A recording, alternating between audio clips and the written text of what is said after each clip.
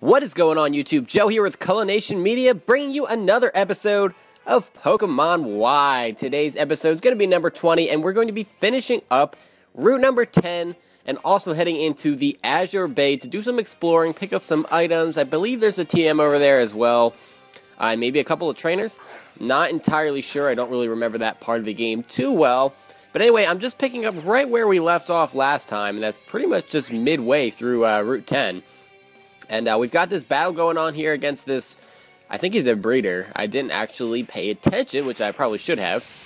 But he has a Zangoose, and he goes straight for a embargo so that I can't use any items to like heal up or anything.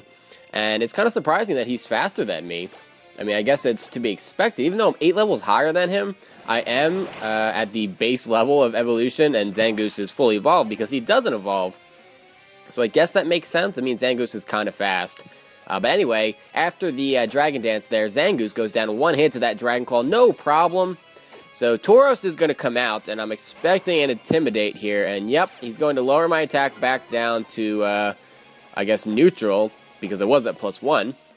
So now we can just go for that Dragon Claw, and that may have actually killed at +1. I'm not entirely sure. It looks like it would have. He goes for the payback, which gets doubled because I actually moved first, which is unfortunate, but it doesn't really do as much damage as I thought it was going to. So we're free to stay in here and go for another Dragon Claw. That's going to finish off that Tauros. Not really a problem at all. And Axu almost goes up to level 36. It was so close. I could feel it. But not this time. So I don't think we're going to get Axu to evolve anytime soon. It's probably going to be around the time that we head into the next gym. Because he does evolve at level 38. And he's only level 35 right now, and he takes forever to grow levels, so I'm thinking it's going to be a while. But that's okay. That's okay. There's no rush. There's no rush. We had 2 evolutions in the last video, which was pretty cool. We had Shinobi the Frigadier evolve into Greninja, and we also had our Whiskers the Litleo evolve into that beautiful male Pyroar with the gorgeous mane and everything. So we had a 2-for-1, a double dip, so to speak. So, of course there's a Pokemon in this rock smashing boulder. Of course there is. And of course it's Dwebble, the only Pokemon that I really don't care about. So I'm just going to run away from that because I already caught one of these. I don't remember where I caught one, actually. It may have been Glittering Cave, to be perfectly honest. I don't remember. So let's talk to this guy. He's a fisherman, and he's going to battle us. The cool thing about fishermen is that they don't usually just find you to battle them. You have to talk to them. So that's kind of cool. It's like an optional battle. This one is a little bit unfortunate, though, because I can feel it. Because every game, every Pokemon game, has a trainer with 6 Magikarps. And this looks like this is going to be just that. He's at level 24. He's got 6 Pokemon. I don't know what else it could be other than 6 Magikarps. So there's the first one. And yep, it's looking like this is going to be a 6 Magikarp battle, which is unfortunate. And I guess I could switch out to get some other people some experience. I can pretty much kill them in one hit with almost anything. They're at such a low level because he has so many Pokemon in his party. So let's bring out Amara here. Why not? Just give it some experience and let it kill some things. Boost its confidence a little bit maybe too. So I guess I could just go for that nature power, see what it is. It's earth power because we're on a beach. I should have guessed that. For some reason I thought it would be energy ball, but that's only when you're like actually in the grass. Nature power has a really weird element to it in that it just changes based on what the terrain is. I haven't been able to figure out all of the different buildings and stuff because using it inside like gyms, it changes. Sometimes it's Tri-Attack, and then other times it's like Power Gem, depending on what the gym looks like, which is very strange to me, to be perfectly honest. I wouldn't be surprised if the grass gym has energy ball as its nature power. It's fairly confusing. It's supposed to be that inside buildings, nature power is always Tri-Attack, but that just apparently is not the case for all the gyms, and I'm not sure why. I mean, I guess it makes sense because, you know, when we were in the rock gym, it turns into a rock type move like Power Gem, but it just kind of threw me off guard, I guess is what I meant to say. But whatever. So we're just going to spam Earth Power here because Nature Power has a pretty good PP rating as opposed to my other moves because Icy Wind only has 10 and Ancient Power has even less with only 5. So we might as well just use whatchamacallit, Nature Power, because that has 20. So that's not running out anytime soon. Lucario was trying to learn me first there for a minute, which is actually a pretty decent move, and it basically just lets you cut ahead of your opponent and use whatever move they were going to use on you with a little bit greater power, which is actually very useful. Like, it does have some use competitively. I've never personally used it, but I've seen it used, and I'd like to try it sometime. But we're not going to teach it to Lucario. It's not really that important at this point. I don't think it has that much use in-game either, so not going to worry about that at all. But now that we can use Surf, this is going to be the direction over towards the, whatchamacallit, Azure Bay. If we went eastward and just continued that way, we would hit the next town almost immediately, but we're not going to do that. We're going to go to the Azure Bay first. And there is a water stone just chilling in this rock right here. If you want to grab that, if you're looking to evolve either Staryu or Shelter, depending on what version of the game you have, because those two are exclusives. Or if you're training Eevee, that water stone might help there as well. Let's battle this guy. Unfortunately, swimmers don't give us that much money, so the prize money thing, that doesn't really work out. Even with an amulet coin, it really doesn't amount to anything. So basically, when you're battling swimmers, you're just doing it for the experience. And I'm okay with that. I'm definitely okay with that. So he's going to start off with Remoraid. And this thing's at level 27, but it's pretty weak on the defensive side. So I'm pretty confident I can take it out with a Dragon Claw, and I can very easily, in fact. That HP bar, I can't talk. That HP bar, why am I having such difficulty saying that? The HP bar went down very quickly. It took me like 30 seconds to say that very simple sentence. I'm sorry. I've been having all kinds of stuff going on lately, like just allergies out the wazoo. If you listen to my last Wi-Fi battle, you definitely understand what I was talking about. I don't know. I sounded like I had an elephant in my nose. It just, I don't know. It was pretty bad. I was so stuffed up. It's crazy. Spring is here. Spring is here. Okay, so Hawlucha's trying to learn Flying Press, and I guess we'll teach that to him. Why not? It's like his signature move, so we'll get rid of Aerial Ace. I'm almost certain that I'm never going to use Hawlucha in battle ever, so it doesn't really matter what moves it has other than the HM moves that I need it to have. Anywho, Wailmer's coming out here, and this thing's pretty bulky, to be perfectly honest. I don't think I can kill it with the Dragon Claw. Oh, actually, maybe I could have. I probably could have, judging by that damage. But Wailmer just has a lot of HP, so I really thought it would be able to tank a Dragon Claw fairly nicely, and I figured it would be like a 3-hit KO, but I guess not. That may have actually been a 1-hit KO. But whatever, I guess in the, I don't know, the spirit of preserving PP, I don't know. I don't know why I did that. I probably should have just went for that Dragon Claw and killed it off. That would have made things a lot faster and easier and all that stuff. So this swimmer here is going to have only one Pokemon, which is a nice change from the 6 that we saw not too long ago. The 6 Magikarps, that is crazy. It's surprising that every single game has that. Every game has at least one of those trainers. Pretty cool, I guess. So she has a Slowpoke. It's at level 30. It survives the super effective Assurance, and it is going to get the confusion off. Thankfully, no confuse hacks. That is awesome.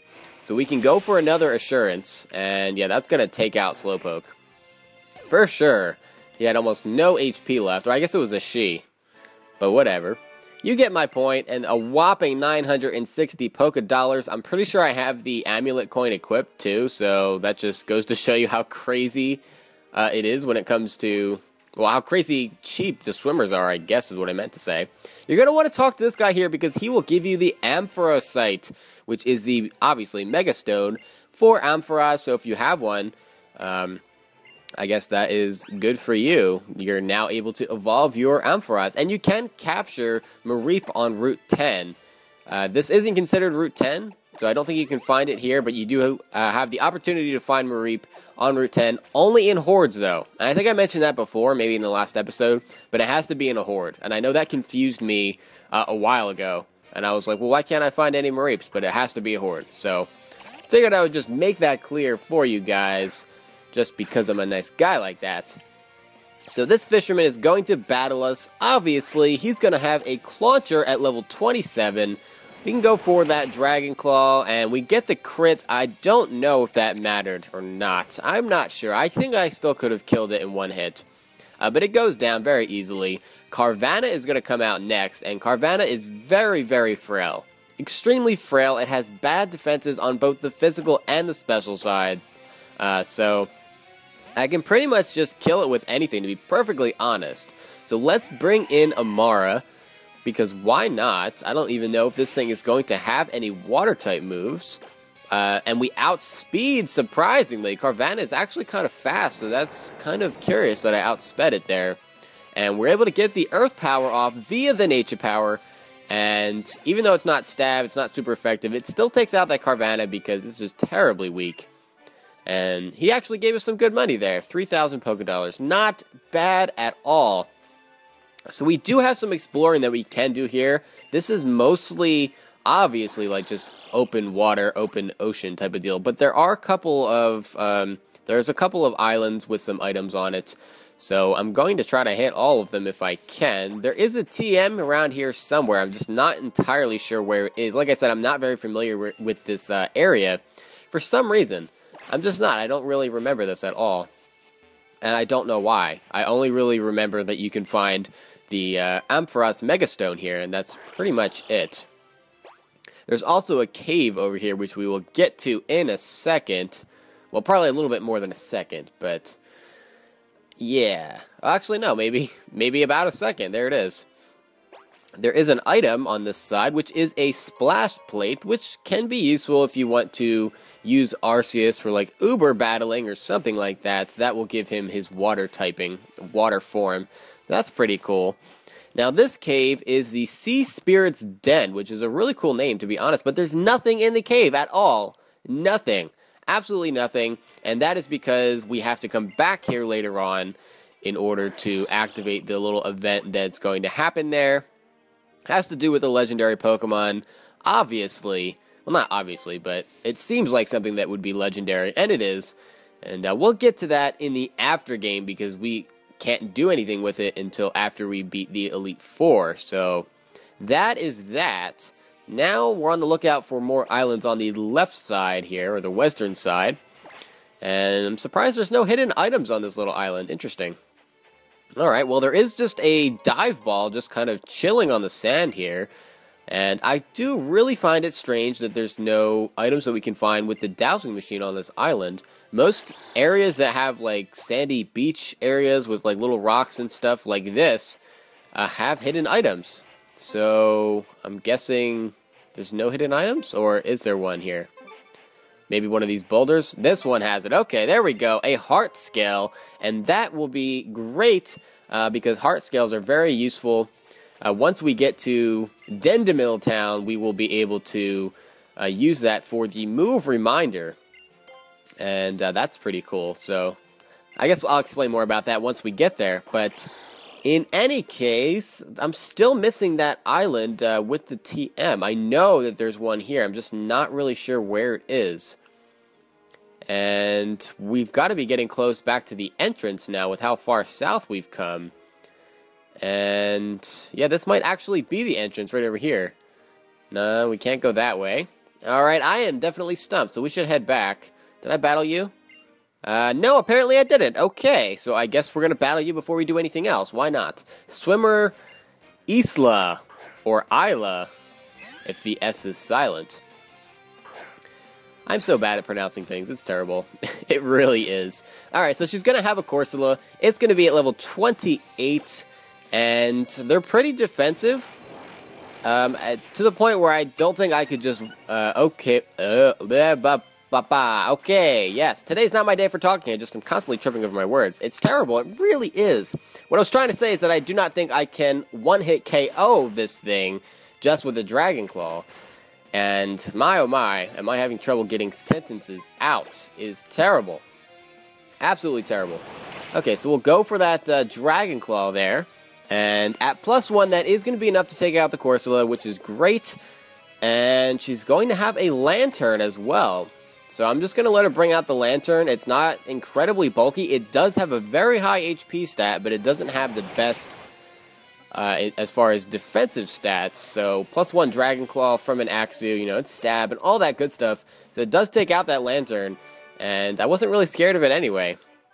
I don't think it was going to have anything that it could do to me other than maybe like Thunder Wave or something. So yeah, I wasn't too afraid of it at all. Not at all. So we've been down here, there's nothing over here, and we are back at the entrance, so I kind of need to find out where that island is. I really thought it was over here on the western side, not on the opposite side. I could be wrong about that. But let's just... Oh, I don't think I went down here. Maybe this is it. They're making it difficult to get over here. Here it is. Okay, this is what I was looking for this whole time. Apparently there's going to be a couple of items here. You can find the Deep Sea Tooth, and I believe the Deep Sea Scale is right below it somewhere. And those two are going to be items that will help you evolve Clamperl if you trade it while holding one of the items. Either Gorbis or Huntail. So that is pretty cool, I guess. I don't really like using either of them, but hey, you have to fill up those Pokedex pages, right? So anyway, TM81 is going to be the TM that's over here. That is X-Scissor. And that's one of the reasons why I wanted to make it a point to pick that up here, because X-Scissor is a pretty useful TM. It's a bug-type physical move, and it has 80 base power. So it's definitely a good coverage move for a lot of Pokemon. So I definitely wanted to make sure I picked that up, and just for my own personal use as well, other than just showing it on here, because once we get to, or once I complete the game, you know, competitive-wise, going to want to use the whole X-Scissor thing. I'm sure I'll have a Pokemon that will want to know X-Scissor. I don't know what that is off the top of my head, but I have a feeling that that'll be the case. So now we've done everything that we needed to, and that we can up until this point in the Azure Bay, and there's nothing left to do on Route 10 either, unless I missed a trainer or something, but it doesn't look like I did. So welcome to Coumarine City. Coumarine City. And we are receiving a holo clip from Serena, it looks like. Culination, I challenge you to a battle in front of the gym. Prepare yourself. Okay. Well, I guess I need to prepare myself. I do need to get healed up at a Pokemon Center before I even think about getting into a battle. Now, let's talk to this guy. Oh, he's going to tell us about the trainer with the Ampharos and basically hint that we can get something from him, but we already did that, so there's no need for that. And this town is kind of strange because it's split into two parts, and you have to take like a little tram car in between, or a shuttle, or I'm not sure what the actual name is for it. I guess we'll find out in a minute. That guy there gives you the Silk Scarf, so that is kind of cool. It's a held item that increases the power of normal type moves. I don't know if I will use that, probably not, but it's nice to have. So this guy here is pretty cool because he sells incenses, and most of these, you know, they have uses for if you want to give it to a Pokemon to hold, you know, like the Luck Incense, and I'll buy one of these, and it pretty much does the same thing as an Amulet Coin. But the main uses for those incenses are actually for breeding. For example, I believe the Odd Incense can be held by Mr. Mime to breed a Mime Jr., and the Wave Incense can be used for, I want to say, Mantine to breed Mantike. I want to say that that's it. I'm not entirely sure. This guy gives us the Good Rod, so that is cool. So now you can find more than Love Disc and Magikarp. But anyway, with the incenses, that's basically the only way you can get those baby Pokemon if you can't find them in the wild, and Munchlax is a perfect example of that. You need the full incense with that. So, alright, moving on. We have a TM quiz here. Slower Pokemon get to move first for 5 turns. That's going to be Trick Room, so once you get that correct, she will give you the TM for that move. This one, obviously, is going to be TM92, Trick Room, and you can get the other 3 TMs that were on her list if you come back each day and answer correctly to the quiz that she gives you. So I'll have to be sure to do that to get those other TMs. But now that we're at the hotel, we're going to be keeping an eye out for Mr. Bonding, who should be upstairs and give us another O-Power. Not that I am really using them at all, because I don't think I've used one even once. I'm not sure. I don't think I have. This lady's pretty important because she will give you the lucky egg, which is a held item, a very rare held item at that, that increases the amount of experience you get from the battle. So if you have a Pokemon that takes a long time to train up, like a dragon, like Axew or something like that, if you want to give that to him, he will gain a little bit more experience in each battle. So it'll just make it overall easier on you as far as training them up.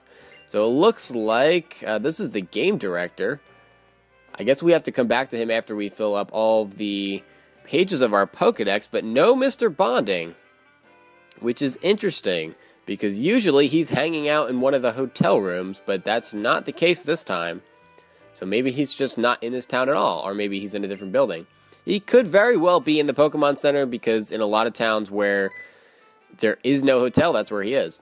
But anyway, it looks like we're meeting up with Diantha and Professor Sycamore again. I see you finally obtained everything you need for Mega Evolution. A Mega Stone for the Pokemon, a Mega Ring for the trainer. And a strong bond with your Pokemon. A strong bond? It's only a hypothesis, but I think the bond between Pokemon and trainer is the key to this new evolution. But what is the bond exactly? And why are there examples of Mega Evolution only in the Kalos region? There's still so much we don't know. Does this make you think of something like Kalos' legendary Pokemon? Found only here in the Kalos region, right? Nowhere else? Maybe that's not a coincidence. Oh, what an excellent point. Yes, I guess it's all coming together, sort of. The Mega Evolutions could have something to do with the Kalos legendary Pokemon. But anyway, Professor Sycamore is going to give us a very valuable item here. HMO2, which is Fly. And that will be pretty awesome because now we can finally fly to any town that we've already visited. And that will help us as far as backtracking and picking up items we missed, things like that. And Diantha just basically ran off there saying that the next time that we meet that we'll have to battle. And I'm like, okay, whatever. Probably won't see you for a while, and we won't. It's going to be quite a long time before we see Diantha again. So kind of just forget about her for now. So we're going to be riding the monorail, and that was the name of the thing that I couldn't think of earlier. I was like tram car and just a bunch of other things. Monorail, that is it. So we need to ride to the other side of town, and when we get there, this guy's going to give us a metronome, which is a held item that increases the power of moves that are used repetitively. So if you use the move over and over and over again, it will continually get boosts. It does max out at a certain point, so it's usually not worth it, but it has some niche uses, I suppose. And finally, we've made it to the Pokemon Center. And I'm going to be saving the game here, and we're going to call it an episode as we are approaching the 23-minute mark on this video. Next time, we're going to go battle Serena in front of the Coumarine City gym, and then take on the gym itself. And hopefully by the end of the next episode, we will have 4 badges already. 21 episodes in, we will already be, I guess, quote-unquote, halfway through the game. Not really, because there's going to be a lot more stuff coming up as far as the storyline goes that are away from the badges. But I guess that's a story for another time. But thank you very much for watching, guys. Do not forget to leave a like on this video because it does help out a lot. But that is it for this time, and I will see you for the next episode. But until then, game on.